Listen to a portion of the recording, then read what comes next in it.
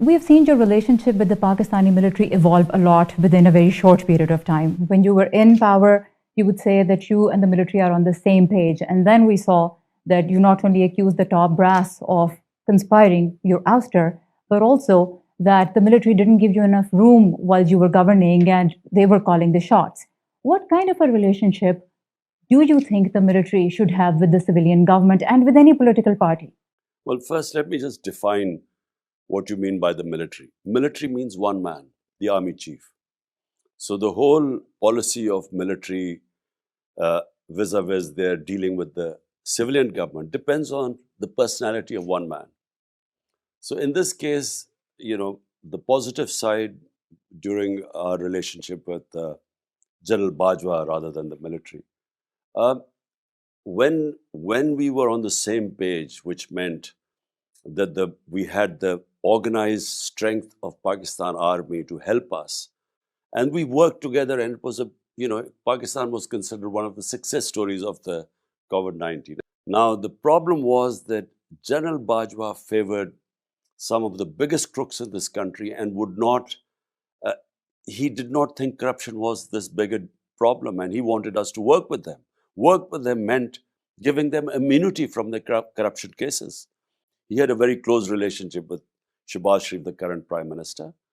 And for some reason, he worked, he conspired, and this regime change took place. Well, he rejects those allegations. But my question is, if you come back in power, what makes you think things will be different? That the army that has consistently played a huge role in Pakistan would back off? The leading principle of the balance is that the elected government that has the responsibility, which people have mandated them through their vote, must also have the authority. You cannot separate responsibility and authority. So if the authority lies with the army chief, responsibility lies with the prime minister, no management system works. But do you believe it could be different next time? And if you don't believe it's going to be different next time, why do you want to run for election? It can be. It can be because Pakistan is evolving all the time. And I'm sure amongst the new military leadership, there's a realization that this experiment of regime change has gone wrong. Pakistan the economy has gone into a tailspin. We are facing the worst crisis in our history, the economic crisis. But not just that, the governance crisis. And there's no way to get out of this. The only way is that we have a paradigm shift from the way Pakistan has been run. You've been agitating for elections for almost 10 months now, but you've also said that you don't believe the next elections are going to be free and fair. Will you accept the results of the elections if your party does not win a majority? They have completely destroyed their credibility as an impartial election commission. There won't be free and fair elections, but there will be elections. But will you accept the results in case your party does not win a majority whenever the general elections happen? That's premature to say, how can I say right now the extent of rigging they'll do? There was a local government election in Sindh. All the political parties rejected the local government election. All of them. There will be rigging, but to the extent, I can't say right now. Let's talk foreign policy. Do you believe that the Afghan Taliban government is friendly to Pakistan?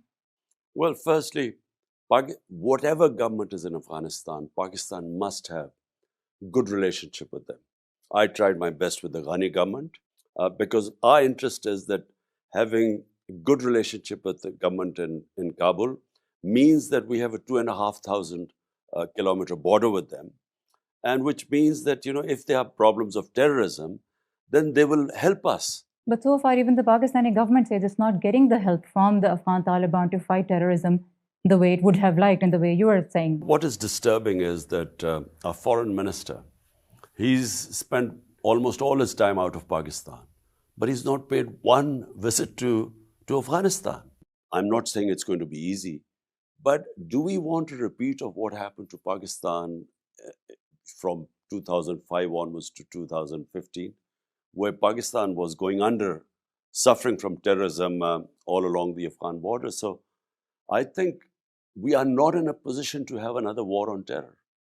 And the only way is to somehow get Kabul to work with us so that we can jointly deal with this issue. One of the reasons that terrorism has spiked in Pakistan now is because, according to NACTA, the National Counter-Terrorism Authority, the time that was taken for negotiations with TTP was used by that group to reorganize.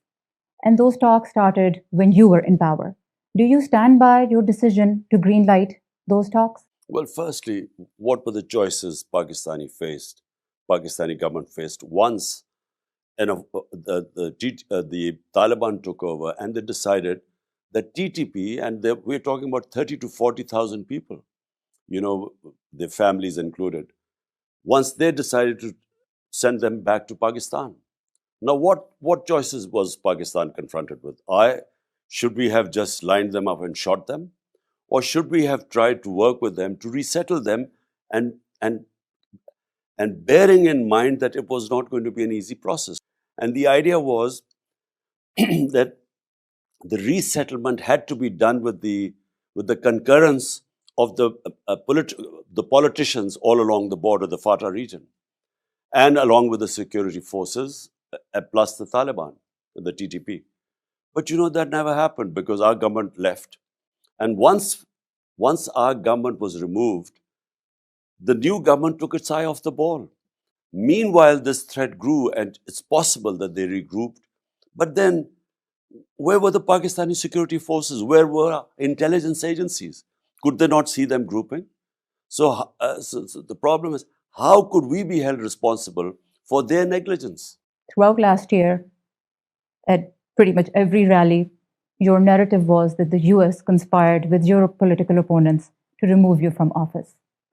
If you come back into power again, what kind of challenges do you see in repairing your relationship with Washington? Well, firstly, international relationships should not be based on personal egos. They should be based on the interest of the people of your country. So the people of Pakistan, their interest is that we have good relationship with the US being a superpower.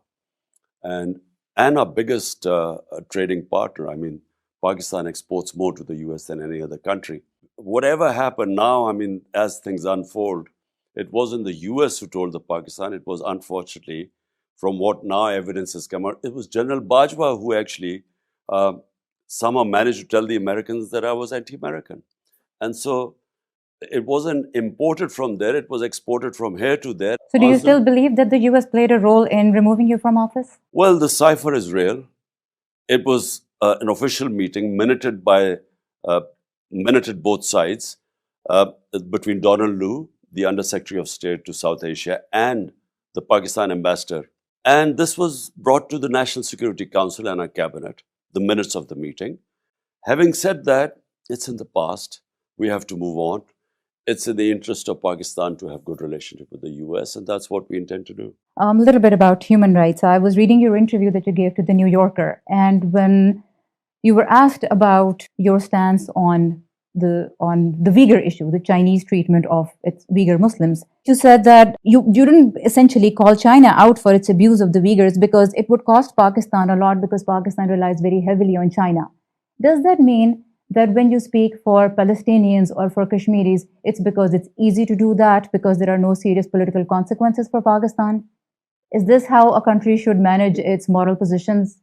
Remember, the Prime Minister of a country, his main responsibility are his own people. So you do not want to make statements, moral statements about other countries, which would affect the lives of your own population. So I'll give you an example. We were told to take position on Ukraine. We decided to stay neutral, the Russian invasion to Ukraine. India decided to stay neutral, being a strategic partner of the US. Why? Because India sensibly thought about its own people. It got oil from Russia at 40% discount. So by actually taking sides, you can actually affect the lives of your own people. So my responsibility as a Prime Minister were the 220 million people of my own country. And it's exactly what the Western countries do. They don't take positions where it hurts their economic interest. Kashmir, the United Nations Security Council has passed resolutions on Kashmir. That's a disputed territory. India took over Kashmir unilaterally. No response from the Western countries. because India is a strategic partner. So, countries like us who have large populations that are hovering around the poverty line, we at least do not have the luxury of making moral statements.